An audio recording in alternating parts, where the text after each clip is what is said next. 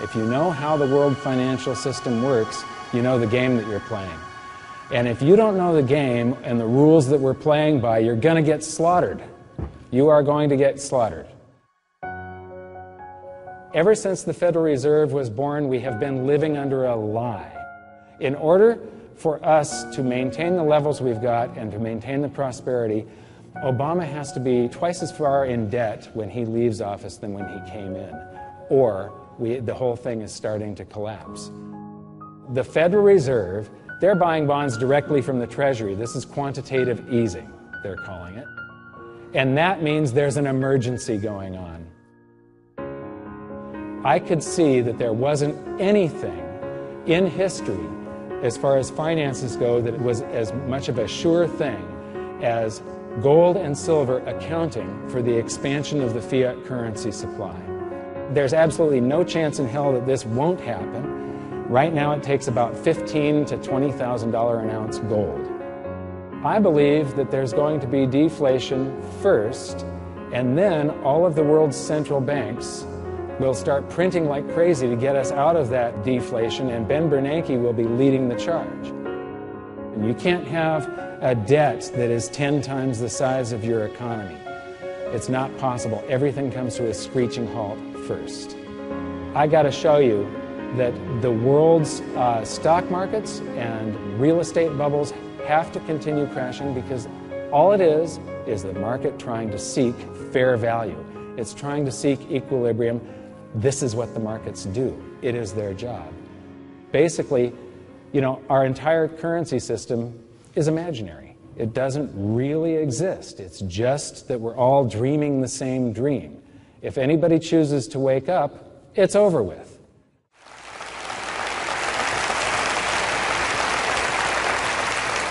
Thank you very much. I'm Mike Maloney, author of the best-selling book on precious metals investing, Guide to Investing in Gold and Silver. It's part of the Rich Dad series that Robert Kiyosaki started. The original book, Robert Kiyosaki says, write a book.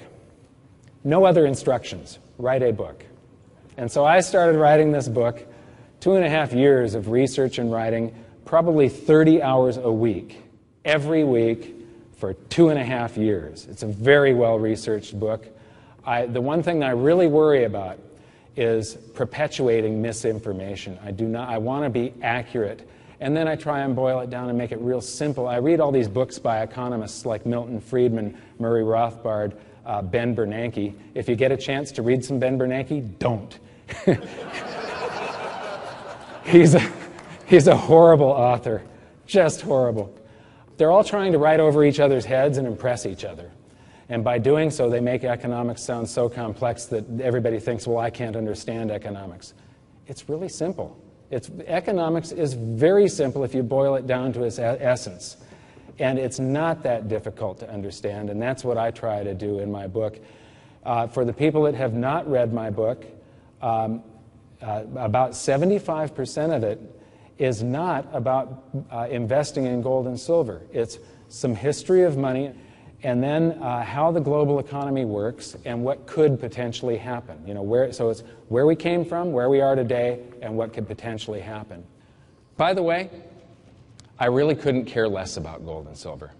I don't want gold and silver. It's just in its cycle right now. It's a stupid lump of metal that doesn't have cash flow or spin-off dividend yields. And so I don't want gold and silver. It's just that right now I don't want anything else. They're just in their cycle right now, and they're going to be outperforming everything else, in my opinion, from all of my research. And you're going to be able to buy a whole lot more other stuff, a whole lot more real estate, a whole lot more stocks, a whole lot more oil wells, farmland. All the true wealth is in the buildings, the businesses, the farmland that's out there. And people get this picture in their head that if there's this economic disaster, if there was some sort of collapse, that it's going to be like this nuclear wasteland afterwards. It's not. All the buildings are still going to be there, the apartment buildings. It's just that they're all going to be on sale. The problem is, when investments are on sale, nobody buys. The public comes charging in and they chase investments after they're going up. Gold and silver get hot whenever they're going up, and as soon as we see them take a dip, it's like sales turn off like a light switch most of the time. And I don't want anybody to get slaughtered. I really don't want these bad things to happen. I just think that all the evidence is there that what our leaders have done to the economic system is going to cause these things to happen, and it's inevitable. And I am trying to warn as many people as possible, as quickly as possible. My company has a mission to get as much gold and silver in the hands of the middle class as quickly as possible, because when there is great economic upheaval, there is great political change. It usually goes along with it. In the hyperinflation in Weimar, Germany in 1923, this hyperinflation ended on November 15th, 1923. On November 8th, 1 week before the end of the hyperinflation, Hitler's stormtroopers pointed machine guns at the front door of the Bürgerbraukeller, where there was a political meeting. This is a big beer hall where there were about 3,000 people listening to political speeches. And on that night, he took the stage at gunpoint and to this literally captive audience gave a speech that would change the world. Nobody knew the name Hitler. Nobody knew who he was until he gave this speech to a newly impoverished middle class, people that were scared and looking for somebody to lead them. And here this charismatic guy takes the stage, gives them a scapegoat, and says, I know the way out of this. The next day, those people in that beer hall followed him to try and do a coup to take over the government, and it failed. He was imprisoned. He was tried for high treason. His trial went on for an entire month. And during that month, he had the ear of the nation. He was covered in every newspaper all across Germany, and the judges were sympathetic to his beliefs. So they let him go on for hours on end with these speeches. And that's when he gained power. It was when the middle class was scared. The middle class defines a country with their vote. The country, as the middle class goes, so goes the country. And so what I am worried about isn't the loss of my financial well-being. It's the loss of capitalism. It's the loss of our quality of life. It's the loss of our freedom of choice. That's what I'm worried about. And I know that there's certain people that I'm not going to be able to reach. Joe Sixpack, I refer to, the guy that comes out of his beer and football-induced coma at the very end of a bull market and comes charging in and buys at the peak. I can't do anything for him. I'm hoping that I can do something for all of you.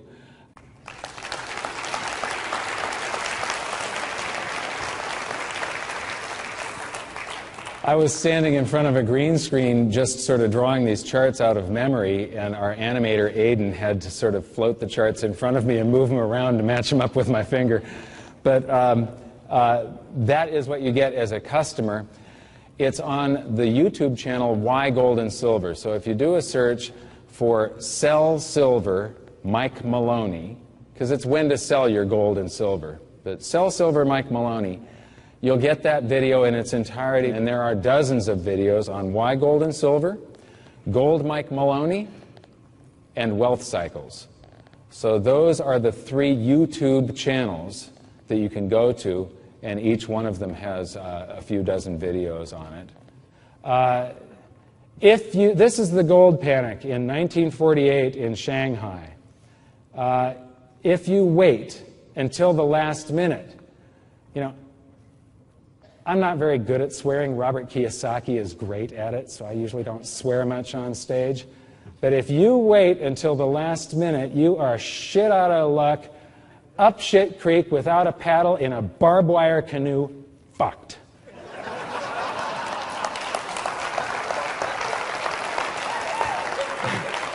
Thank you. I'm at the second to the last frame here. Here's one thing that people do not realize. It does not take Ben Bernanke to print the dollar into oblivion for gold to go to $10,000 an ounce, $50,000 an ounce, $100,000 an ounce. All it takes are a few very wealthy investors to try and get theirs before the masses wake up and the herd comes charging in. This is the masses, and they will be. These are the people waking up out of their beer and football-induced comas and coming in at the last second. Well, this is a sort of a different situation because their currency is going to go to zero because of war. But basically, you got to get in ahead of the trend and then get out when everybody else is panicking like that. Like I say, this is the greatest wealth transfer in history, but you have no idea of the scale until you think, if we do have a change in our monetary system, and if we have to go back to some sort of asset-backed currency, that means that the people that are holding non-asset-backed currencies, which is all the currencies on the planet today, their wealth is transferred to the holders of precious metals. This is the greatest wealth transfer in history, therefore it's the greatest opportunity in history. By the way, is Stephanie Ring here? Stephanie, stand up for just a second. Stephanie's grandfather's sister was a secretary during the Roaring '20s and through the stock market crash, and then in the depths of the Great Depression, she started buying stock when everybody else was selling and when stocks were like the poison investment that you did not want to get involved in. Stephanie's grandfather's sister started buying these stocks. She is an example of wealth cycles. She rode these stocks up, and I don't know exactly when she did it, but she must have had sort of an innate sense that the stocks were overvalued, and she sold the stocks and she bought real estate. If you go to the French embassy in Washington, D.C., that was her hotel. Thank you, Stephanie. So, thank you very much, and we'll see you out in the lobby where you can get free $100 trillion from us. Thanks.